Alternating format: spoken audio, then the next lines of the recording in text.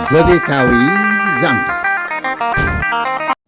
ኣብ 1870ታት መቐለ ታሎም እንፈልጣ ዕምርቲ መዲና ይነበረት። ኣብቲ ጽምው ዝበለ መልክዕ ምድራን ጎቦታታን ሓሓሊፎም ዝረኣዩ ውሑዳት ድሞታትን ኣግዶታትን ጥራይ ነበሩ። ሃፀይ ዮሃንስ ራብዓይ ግን ዓብዪ ራእይ ነበሮም። መቐለ ክብሪ ሃገር ተንጸባረቕ ቀዋሚት መንበረ ሥልጣን ህዝቦም ክትኮነሎም ረኣይ ሃፀይ ዮሃንስ ራብዓይ ተግባራዊ ንምግባር ስቱኮ ጥልያን ምስ ጭቃ እንደርታ ኣውሒቑ ምስ ባህላዊ ሓነፅቲ ህድሞ ደቂ ሃገር ተሓባቢሩ ቤተ መንግስቲ ሃፀይን እንዳ ኪዳነ ምህረት መቐለን ዝሃነፀ ኢጣልያናዊ ሰራሕተኛኦም ትፈልጥዎ ዶ?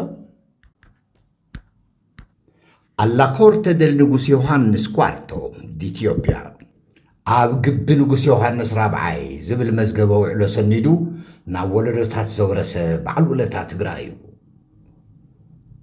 ጃኮሞ ናሬቲ ድማ ይበሃል።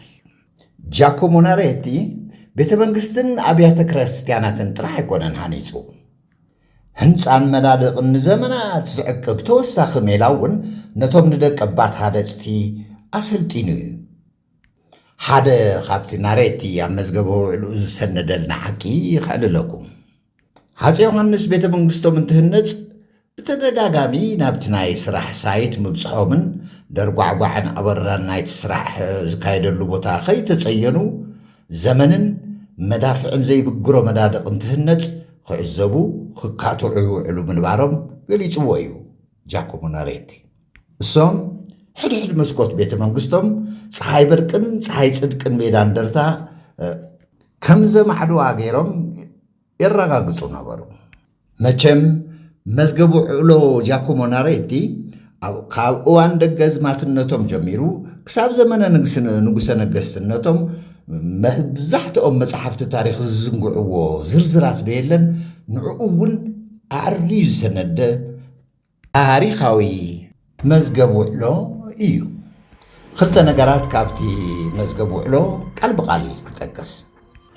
ነቲ መዳይቦ ቤተ መንግስቲ ከም ልማደይ ቤተ መንግስትን ዕርድን እውን ስለ ዝኾነ ኣፅቢበን ኣቆልቁለን ሰራሕኩ።